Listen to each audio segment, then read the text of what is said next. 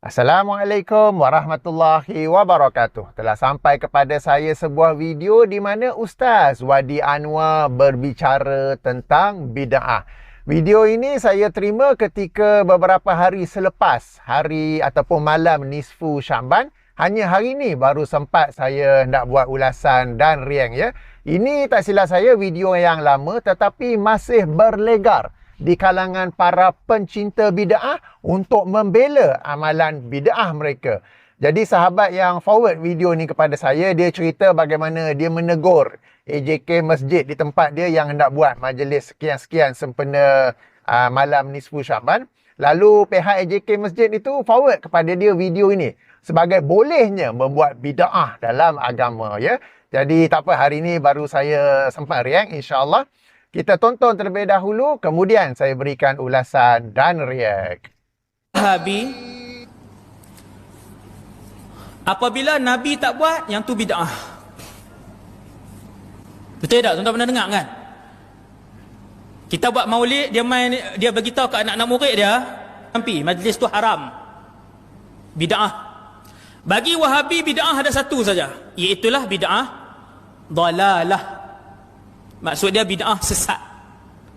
Semua perkara agama dan ibadat, semua perkara ibadat yang tidak berlaku dan tidak dilakukan oleh Rasulullah, maka dia bid'ah. Maka bid'ah di sisi Wahabi semuanya dalalah, bid'ah yang sesat. Tuan-tuan, apabila Wahabi kata bid'ah kesemuanya sesat, bermaksud sesiapa yang melakukan bid'ah, dia berani untuk buat benda baru dalam agama ni. Tuan-tuan, dosa kecil ke dosa besar? Buat benda baru dalam agama ni dosa kecil ke dosa besar? Dosa besar. Wahabi, ketika tuan-tuan buat maulid, yang tu dosa besar. Itu bid'ah. Ketika tuan-tuan talqin, itu bid'ah. Ketika tuan-tuan baca Yasin malam Jumaat, itu bid'ah. Ketika tuan-tuan berzikir ramai-ramai macam tadi itu imam buat, itu bid'ah. Tuan-tuan nak tengok yang tu ke yang masuk dalam Langkawi nanti? Sebelum dia berkembang makin banyak. Ada satu badan anjurkan, kan hari ni lepas anjurkan apa nama ni, World Quran Hour apa tu?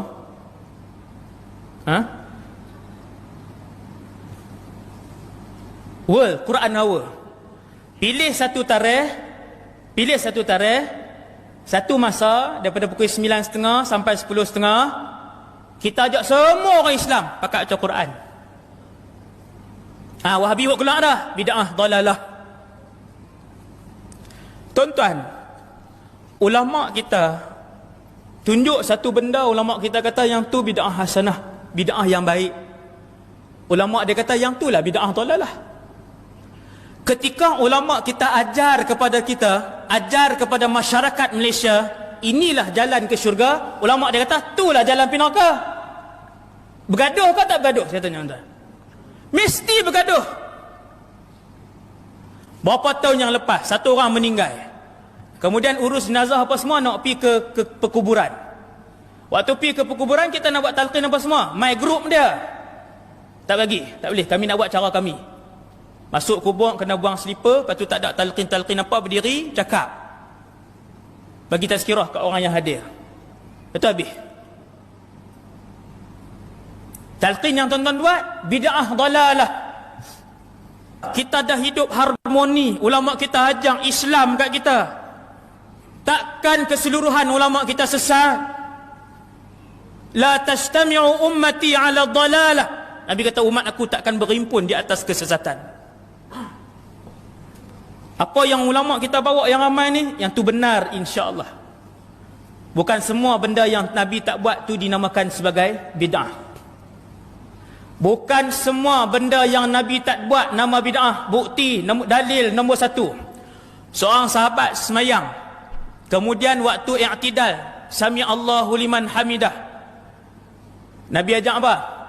Rabbana walakal hamd.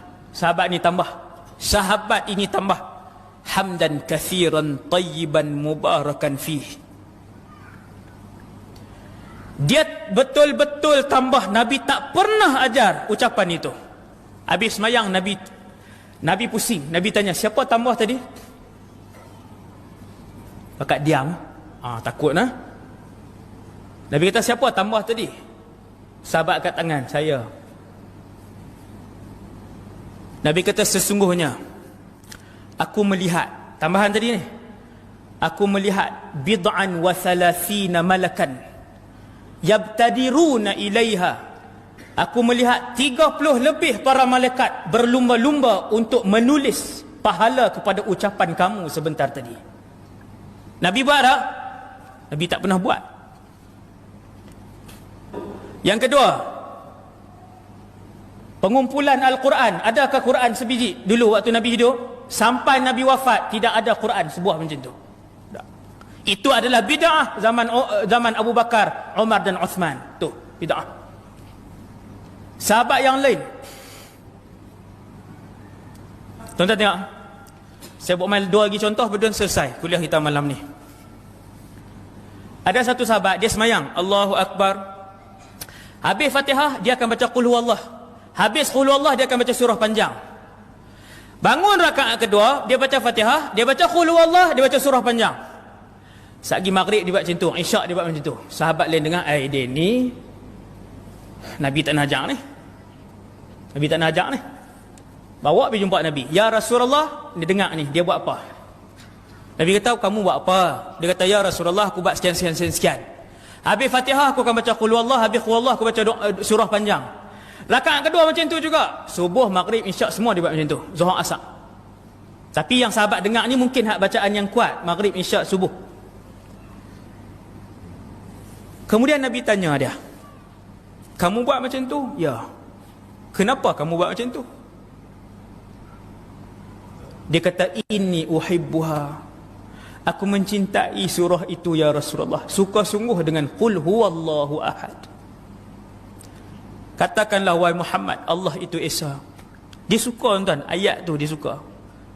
Tuan-tuan, bila dia jawab, aku mencintai dan aku sayang, aku suka dengan surah itu, Nabi kata, hubbuka iyyaha adkhalakal jannah.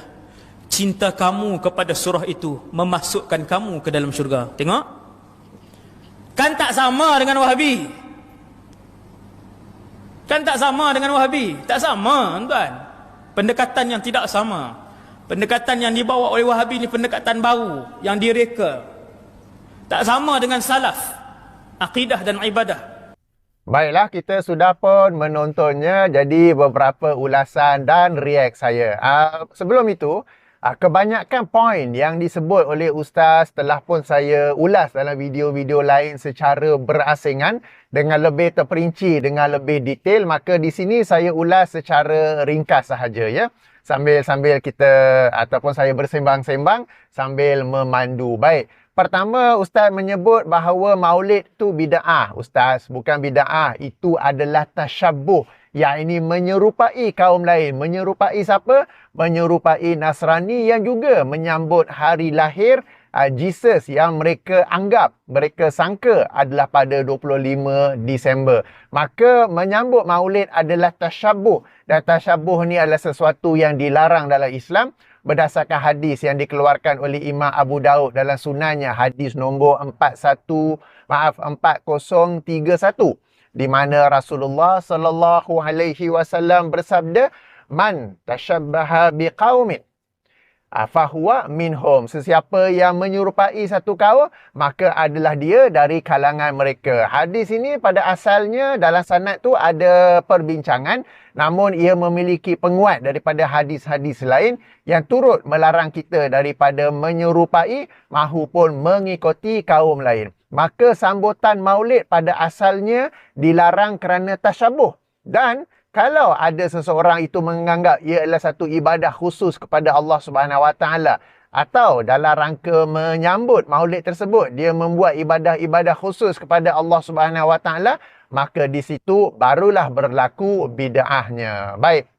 Itu yang pertama. Yang kedua, Ustaz menyebut tentang talqin. Okey, bahawa ia adalah bid'ah. Baik. Talqin ini Ustaz terbahagi kepada dua, talqin sunnah dan talqin bid'ah. Talqin sunnah ialah kita mengajar orang yang hampir mati kalimah la ilaha illallah supaya ia menjadi akhir kalam yang diucapkan olehnya. Dalilnya ialah hadis sahih Muslim. Hadis yang dikeluarkan oleh Imam Muslim dalam sahihnya, hadis nombor 916, di mana Rasulullah sallallahu alaihi wasallam bersabda, maksudnya talkinkanlah orang yang hampir mati di kalangan kalian la ilaha illallah. Adapun talqin yang bid'ah ialah mengajar jawapan bocor, mengajar soalan bocor dan jawapannya kepada orang yang sudah meninggal dunia dan sudah pun dikebumikan. Ustaz tahu tak, apabila kita sudah pun meninggal dunia, apabila malaikat munkar nakir datang untuk bertanya soalan, setiap manusia akan jawab berdasarkan akidah dan amalan dia ketika di dunia dahulu. Dia tak boleh ketika di dunia akidah dia lain, amalan dia lain, tetapi bila sudah meninggal dunia, disebabkan adanya orang di atas kubur yang mengajar soalan bocor yang jawapannya, dia boleh adjust jawapan yang bakal dikemukakan kepada malaikat munkar dan nakir, ya. Jadi sebab itu talqin ini dikatakan sebagai satu bid'ah, kerana ia mengajar, ia adalah satu perbuatan mengajar orang yang telah dikebumikan soalan bocor, padahal orang yang telah dikebumikan tidak boleh adjust, tidak boleh pilih. Dia bukan soalan objektif, dia bukan boleh tukar-tukar. Okey, dia akan jawab berdasarkan akidah dan amalan dia ketika di dunia dahulu. Okey, jadi yang ini kita sebut sebagai mengajar soalan bocor, dan alhamdulillah perkara ini semakin lama semakin berkurang, ya. Apabila ibu saya rahimahullah meninggal dunia dulu tahun 96. Beliau dikebumikan di perkuburan Bukit Kiara, Kuala Lumpur. Saya orang Kuala Lumpur. Ketika itu pihak yang menguruskan, mereka buat talqin dan mengajar kepada ibu saya lah. Saya tak kata apa, cuma saya tak join lah. Saya berdiri belakang, dengar sajalah kan.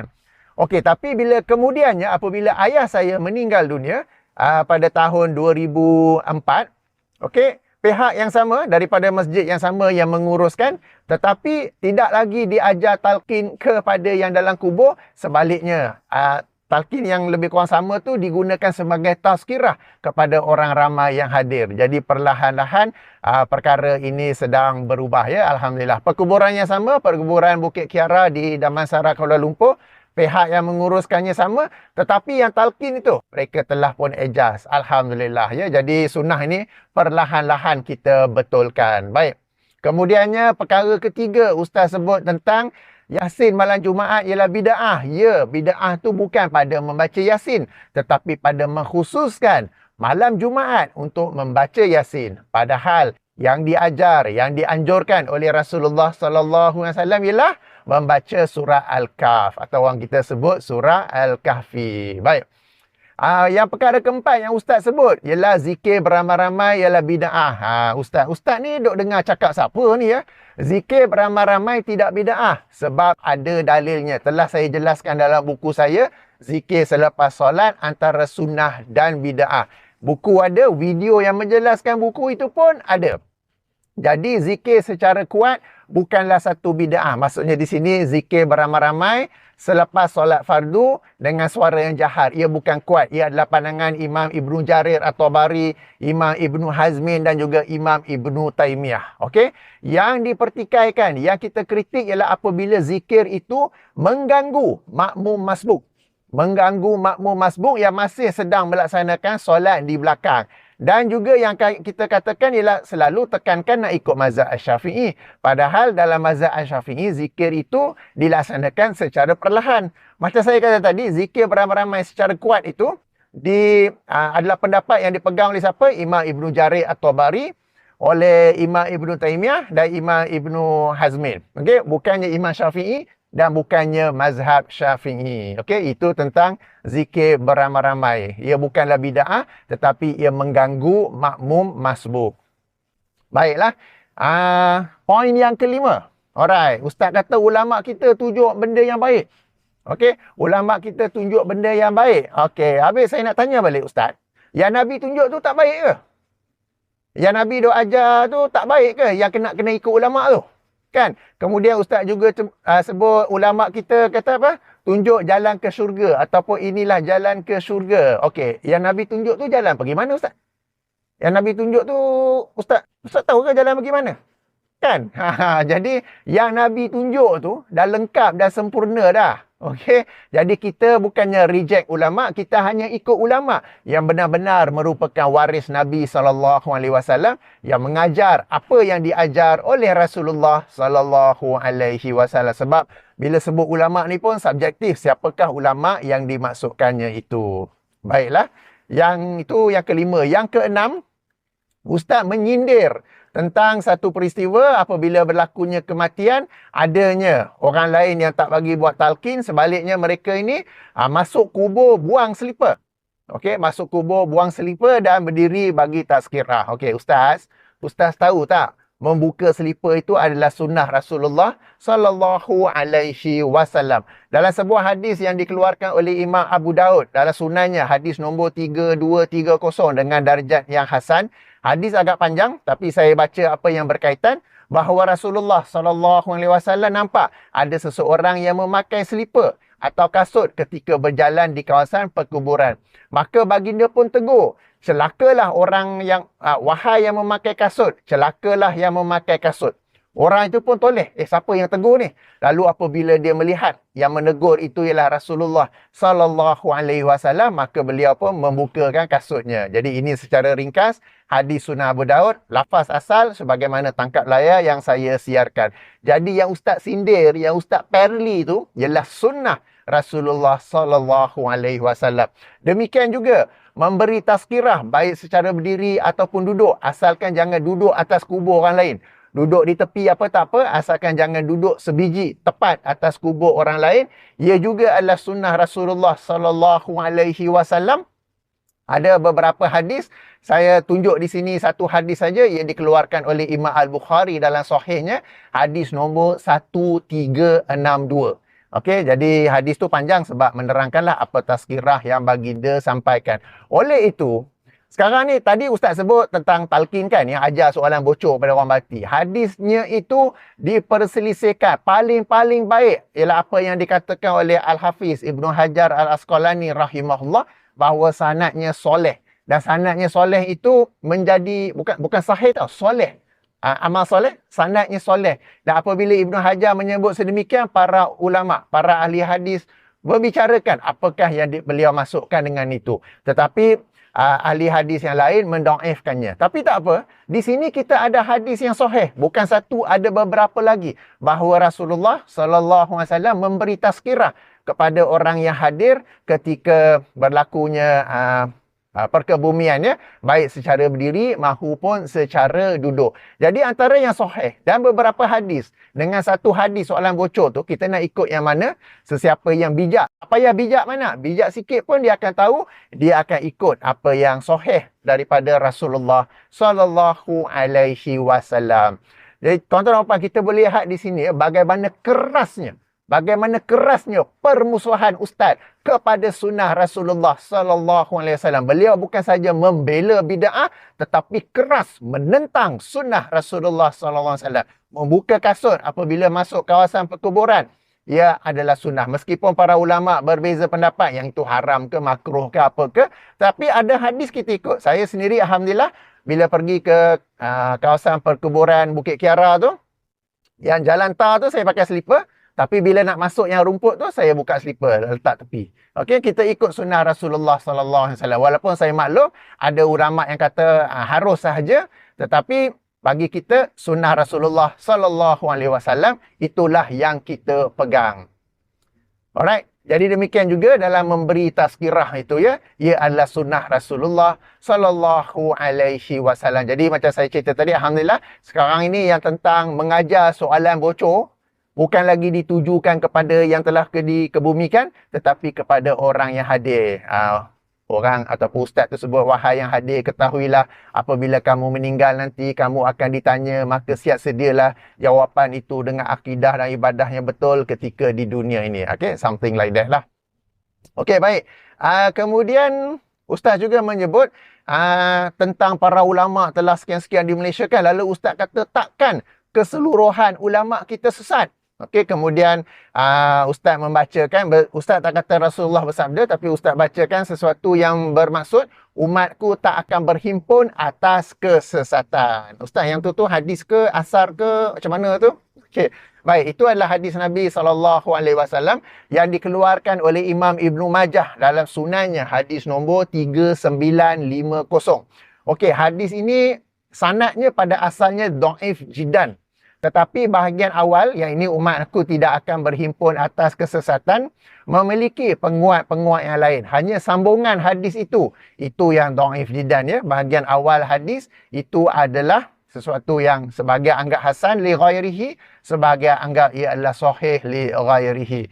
Jadi betul Rasulullah sallallahu alaihi wasallam bersabda, umat aku tidak akan berhimpun atas kesesatan. Maka atas hadis inilah, hadis yang ustaz sendiri sampaikan, akan sentiasa ada sekumpulan daripada umat Islam ini yang sentiasa menegakkan kebenaran. Mereka tidak cukup sekadar ulama kata ulama mana tu? Kan bukan semua ulama adalah pewaris Nabi. Sebab itulah tidak pernah bersepakat benda-benda macam ni, sebab sentiasa tetap ada sebahagian sekumpulan daripada umat Islam ini yang menegakkan sunnah dan membasmi bid'ah. Okey, jadi hadis yang ustaz baca tu betul. Tanpa ustaz perasan, hadis itu sebenarnya menunjukkan betapa benarnya apa yang berlaku sekarang ni. Yang ini sentiasa ada sekelompok, tak ada kesepakatan. Yang kesepakatan apa dia? Allah satu. Okey. Jadi yang lain-lain tak ada kesempatan. Kenapa? Kerana tetap akan ada sekelompok, sebahagian daripada umat ini yang menegakkan kebenaran, yang menegakkan sunnah dan membasmi bid'ah. Baik, seterusnya ustaz memberi contoh, okey, bagaimana sahabat buat bid'ah pada zaman Nabi sallallahu alaihi wasallam. Ustaz bagi 2 contoh. Saya kata ustaz nak bagi 5, 10 contoh pun boleh. Sebab bid'ah hanya dikira, bid'ah hanya diambil kira apabila Rasulullah sallallahu alaihi wasallam sudah wafat, bukan ketika baginda sedang hidup. Bid'ah hanya diambil kira apabila di penghujung hayat Rasulullah sallallahu alaihi wasallam Allah Subhanahu taala menurunkan ayat ketiga daripada surah Al-Maidah. Apakah ayat itu? Pada hari ini aku sempurnakan bagi kamu agamamu. Aku cukupkan nikmatku ke atas kamu dan aku redha Islam sebagai agama kamu. Orang-orang yang membuat bid'ah, orang-orang yang menyebarkan bid'ah, orang-orang yang mempertahankan bid'ah, bagi mereka agama ini tidak sempurna. Bagi mereka agama ini bukanlah nikmat Allah ke atas mereka. Agama ini tidak mereka redai. Sebab itulah mereka berterusan membuat bid'ah, berterusan menyebarkan bid'ah, berterusan mempertahankan bid'ah. Sebab bagi mereka, saya ulangi, agama ini tidak sempurna. Agama ini bukan satu nikmat. Sebab tu kena buat benda yang baru jadi nikmat. Dan mereka tidak reda Islam ni sebagai agama yang Allah telah turunkan ya. Mereka tidak reda dan mereka ini kontra kepada ayat ketiga surah Al-Maidah. Okey, para penonton yang dirahmati Allah ya. Jadi tentang poin tu, macam saya kata tadi, ustaz bagi 2 contoh.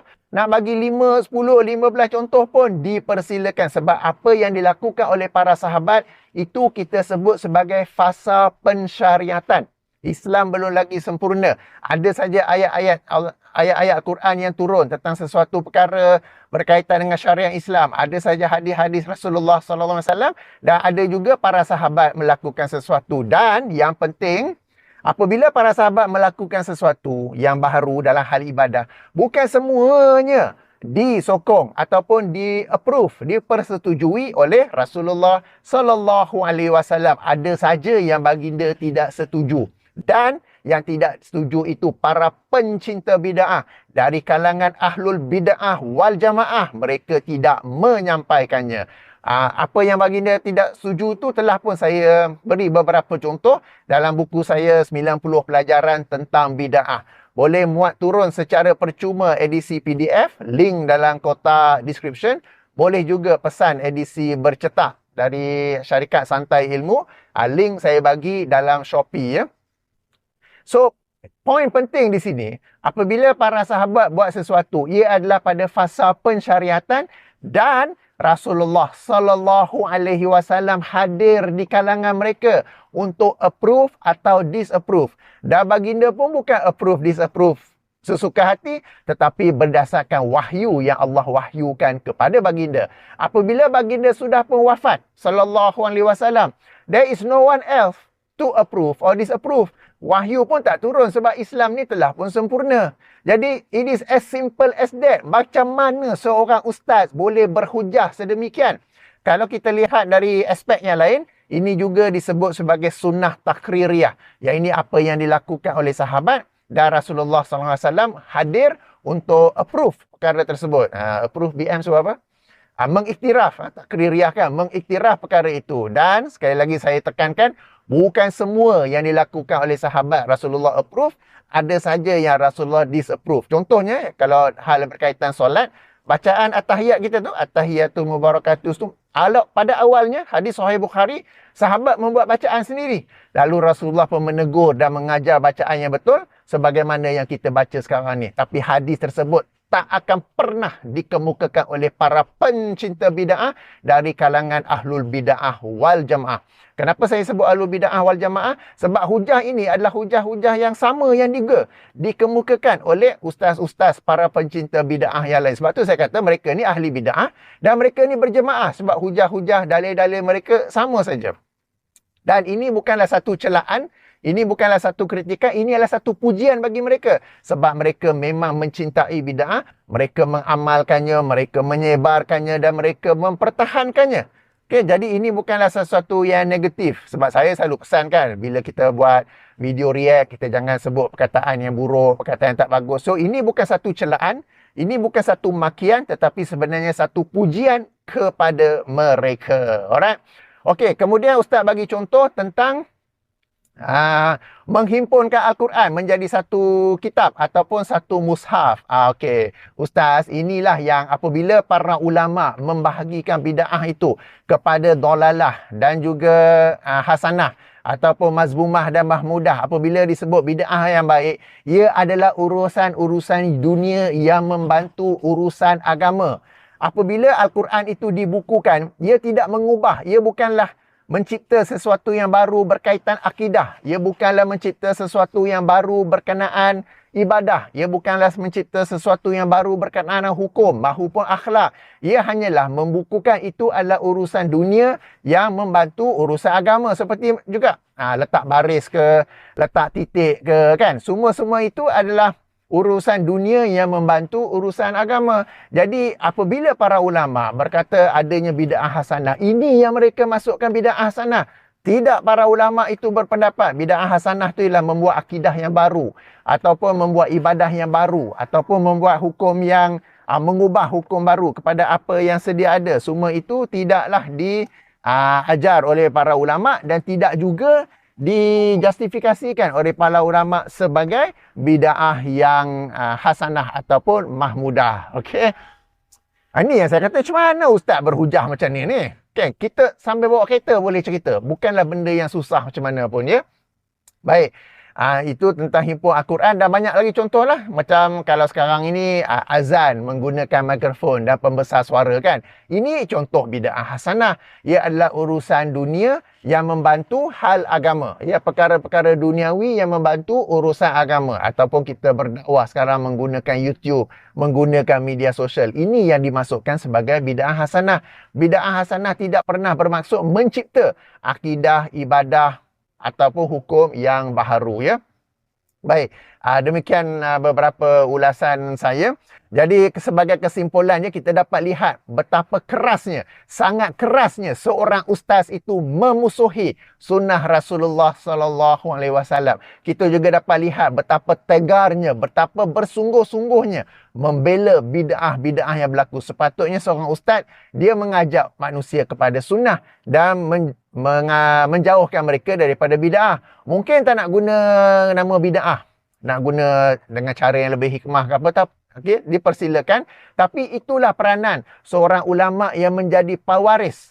Okay, seorang ulama yang jadi pewaris Nabi, sebab Nabi SAW tidak mewariskan dinar dan dirham, tetapi yang diwariskan ialah ilmu, dan itulah ilmu agama yang kita ambil. Jadi seorang ulama yang sejati, yang original, yang tulen, dia akan menyebarkan sunnah Rasulullah SAW dan akan membelanya daripada bid'ah-bid'ah. Bukan pula yang terbalik, ya.